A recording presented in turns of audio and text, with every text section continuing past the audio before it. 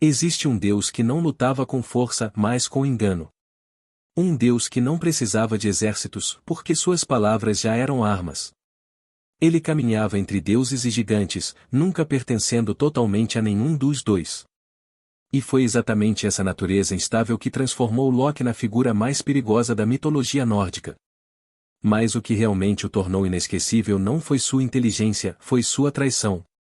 Porque, no fim, Loki não destruiu apenas seus inimigos, ele destruiu a própria família. E o mais perturbador de tudo é que cada passo dessa queda parecia inevitável, como se o próprio destino estivesse sendo lentamente manipulado por suas mãos. Loki não nasceu entre os deuses de Asgard. Ele era filho de gigantes, descendente de uma linhagem antiga e caótica. Ainda assim, foi aceito entre os deuses, tornando-se uma figura próxima de Odin.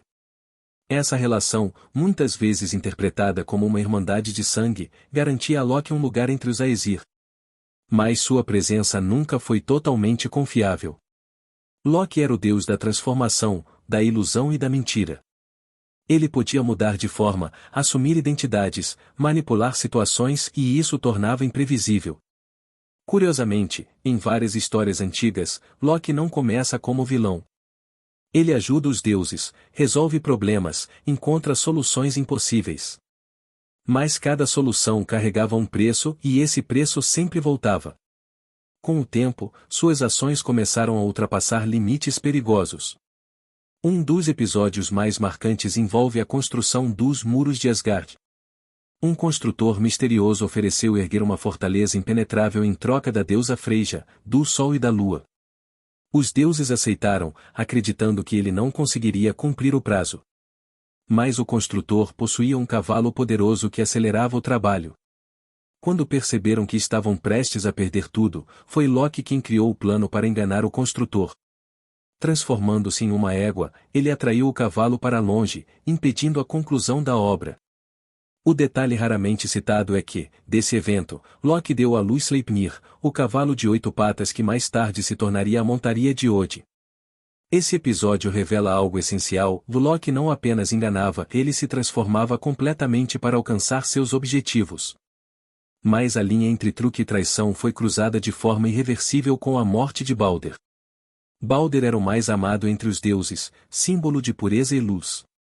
Sua mãe, Frigg, havia feito todos os seres do mundo jurarem que não o machucariam. Todos, exceto uma pequena planta que parecia inofensiva, Luvisco. Loki descobriu essa falha. Disfarçado, colocou um ramo de visco nas mãos de Odr, o irmão cego de Balder, e o guiou para lançá-lo. O projétil atingiu Balder e o impossível aconteceu. O deus da luz caiu. O silêncio que se seguiu foi mais devastador que qualquer guerra. A morte de Balder não foi apenas uma tragédia. Foi o início do fim. Os deuses tentaram trazer Balder de volta do mundo dos mortos, mas falharam por causa de um único ser que se recusou a chorar por ele e esse ser, novamente, era Loki disfarçado. A traição estava completa. A partir desse momento, Loki deixou de ser apenas um enganador, ele se tornou um inimigo. A punição foi brutal. Loki foi capturado e preso em uma caverna. Seus próprios filhos foram usados contra ele, um deles foi transformado em lobo e matou o outro. Com as entranhas do filho morto, os deuses amarraram Loki a pedras. Acima de sua cabeça, uma serpente gotejava veneno constantemente. Sua esposa, Sigyn, permanecia ao seu lado, segurando uma tigela para tentar conter o veneno. Mas sempre que ela precisava esvaziá-la, o veneno caía sobre o rosto de Loki e sua dor fazia a terra tremer. Segundo antigas crenças, esses tremores eram a explicação para os terremotos. Mas a história não termina na punição. Loki não permaneceria preso para sempre. No Ragnarok, o fim dos tempos, ele se libertaria. E quando isso acontecesse, não haveria mais redenção. Ele lideraria forças do caos contra os próprios deuses. Lutaria ao lado daqueles que sempre foram seus inimigos. E enfrentaria Heimdall, o guardião de Asgard, em uma batalha final onde ambos cairiam. Loki não apenas trairia sua família, ele se tornaria o agente direto da destruição dela. O mais intrigante é que Loki não é apenas um vilão simples.